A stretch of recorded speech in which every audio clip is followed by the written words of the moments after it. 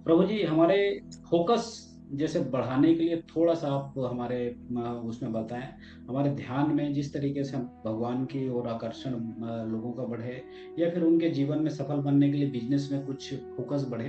कुछ हम दो एक एक दो Yes. ट्रिक बताएं, उसके बाद हम विराम करेंगे इस प्रोग्राम को। So thank you so much for this wonderful question and last question। बोलते हैं ना, अंत में स्वीट हो जाए तो उसका आनंद ही अलग होता है। तो आपका ये प्रश्न जी उसी प्रभु। प्रकार से है। So thank you, thank you. तो आपने बोला कि भगवान की तरफ आकर्षण और बिजनेस की तरफ आकर्षण। तो दोनों प्रश्नों का उत्तर एक ही चीज से मैं दूंगा कि भगवान के प्रति अगर आकर्षण बढ़ाना है तो क्या करें। अब बताइए, किसी को आकर्षण बढ़ाना होता है कि मुझे मेडिकल में एंट्री लेना है, मेडिकल के फील्ड में, तो उसे कैसे पता चलता है? वो देखता है मेडिकल का फील्ड कितना ज्यादा गौरवान्वित करता है लोगों को। अगर कोई डॉक्टर है किसी का इलाज करता है तो लोग कितना उसको थैंक्स बोलते हैं, और कितना महत्वपूर्ण है एक डॉक्टर का होना, एक चिकित्सक का होना सबके जीवन में।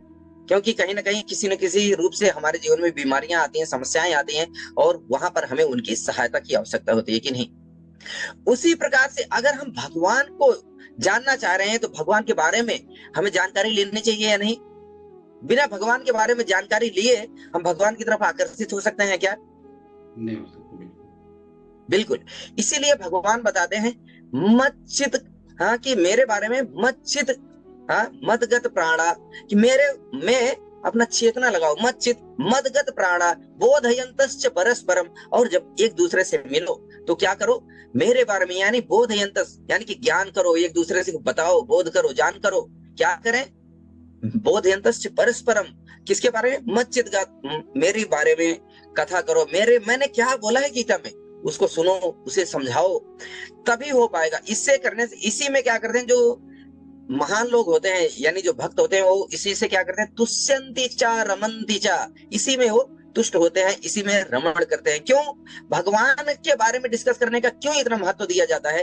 क्योंकि अगर आप कुछ अच्छा करना चाह रहे हैं तो जो अच्छा है उसके बारे में सुनेंगे तो आपके अंदर वो अच्छाई आएगी कि नहीं? भगवान के बारे में जब देखते हैं तो भगवान में, भगवान कितने महान हैं। महान कोई हो जाता है ऐसे क्या? जैसे कोई व्यक्ति महान होता तो उसके बाद महान बनने के लिए बहुत कुछ सेक्रीफाइस किया होता है ना। जैसे जी। भगवान क्यों महान है? भगवान ने इतना कुछ बना के दे दिया है। धरती दिया है, आकाश दिया है, जल दिया है, वर्षा में हवा दिया है, सब कुछ दिया है, लेकिन उसके बाद उसके लिए वो कभी क्रेडिट मांगते हैं क्या कि मुझे बिल दो, या ये करो, या वो करो? अगर कोई करना चाहे तो स्वेच्छा रूप से उनका धन्यवाद कर सकता है, पूजा कर सकता है, अर्चना कर सकता है, नहीं तो नहीं, वो पूछने नहीं आते हैं।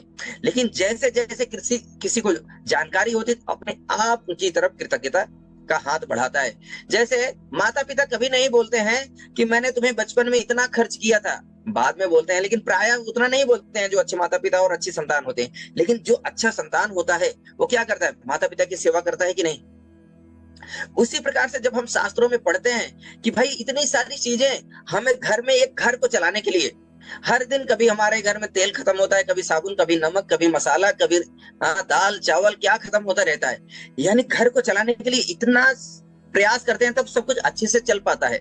कभी ये लाइट खराब है, कभी फैन खराब है, कभी गीजर खराब है, लेकिन इस सृष्टि में सब कुछ चल रहा है। बारिश के समय में बारिश आ जा रही है, ठंडी के समय में ठंडी आ जा रही है, गेहूं के समय में गेहूं पैदा हो जा रहे हैं। यानी बिना किसी हमारे प्रयास से, हम तो केवल बीज डाल के चले आते हैं, चलो पानी भी डाल दिया, लेकिन वही बीज छत पे डाल दे तो क्या वो उग जाएगा क्या? यानी जो एक प्रकार से सिस्टम बना है उसके पीछे हम अगर जस्ट अपना सहयोग देते हैं तो सब कुछ हमें मिलते जा रहा है। यानी कोई तो मैनेज कर रहा है ना। जी। इतने हम पहाड़ हैं, तोड़ तोड़ के रोड बनाते जा रहे हैं, क्या पहाड़ खत्म हो गए क्या? और हम ही थोड़ी, सदियों से ये सब चलते जा रहा है, लोग तोड़ के बना रहे हैं, यानी फिर भी कोई ना कोई सप्लायर है ना। एक जी घर बिल्कुल। में हम चलाने के लिए सप्लाई करते हैं, हर चीज, राशन भरते हैं, तेल मसाला नमक, एलआईसी में प्रीमियम भरते हैं, तब जाके सब कुछ मेंटेन हो पाता है। कभी कभी कोई मेंटेन नहीं कर पाता है, सारा सब कुछ, वो जंप कर जाता है, स्किप हो जाती हैं चीजें, लेकिन फिर भी सब कुछ चल रहा है। हमारे दादा परदादा भी यूज कर रहे थे, हम भी यूज कर पा रहे हैं। इसका मतलब कहीं ना कहीं तो कोई एक हायर अथॉरिटी है, हायर शक्ति है।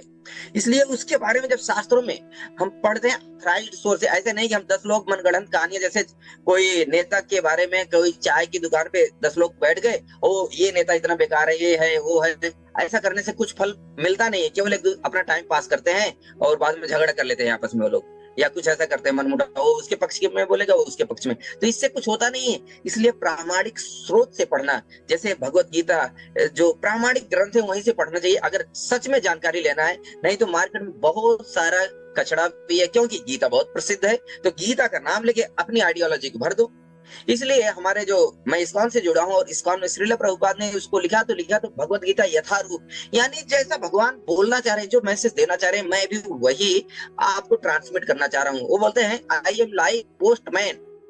पोस्टमैन का क्या काम होता है? आपने मनी ऑर्डर भेजा या अपना लेटर भेजा, तो उसको डायरेक्टली हमारे घर में डिलीवर कर देता है, बिना लिफाफे को खोले हुए। जैसा है उसको दे दो, जो उसमें लिखा होगा आप पढ़ लेंगे।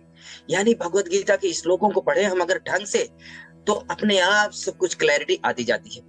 तो अध्ययन करना, और जो लोग जानते हैं उनके साथ में बैठ के करें। जैसे आप स्कूल की बुक ले आके घर पे पढ़ें तो वो बात नहीं हो पाती, लेकिन वही बुक आपको मेडिकल कॉलेज की बुक लेके आप जाए, सर्जन के साथ में बैठ के पढ़ेंगे, और वो आपको ऑपरेशन थिएटर में ले जाके कहाँ कैसे कटिंग करना है, कहाँ कैसे स्टिच लगाना है, या कहाँ पे बीमारी कैसे चेक करना है, वो करेगा तो डॉक्टर बन सकता है। लेकिन मैं फिजियोलॉजी पढ़ लिया लाके, बहुत सारी बुक्स हैं, लेकिन guidance and all so many physiology की बुक, लेकिन मैं फिर भी डायग्नोज नहीं कर पाऊंगा प्रैक्टिकली। वहां जाऊंगा तो मुझे नहीं पता चलेगा अच्छा यहाँ पे कैसे करना है, वहां पे कैसे करना है। यानी जिसके पास एक्सपेरिमेंटल स्टडी किया है उसके साथ में बैठ के करते हैं तो कोई भी चीज और अच्छे से सीख मिल जाती है। अब रही बिजनेस की बात, आपके दूसरे पहलू की बात करें, उसी प्रकार से बिजनेस में भी सीखना है तो कोई तो होगा। कोई तो इस ब्रह्मांड में ऐसा नहीं कि हम ही बिजनेस करने वाले हैं, इसके पहले किसी ने नहीं किया है। तो आपसे, आप जिस भी बिजनेस में जा रहे हैं, अगर आपको लगता है कोई व्यक्ति है आपसे श्रेष्ठ उस एरिया में, तो वो देखो वो क्या कर रहा है।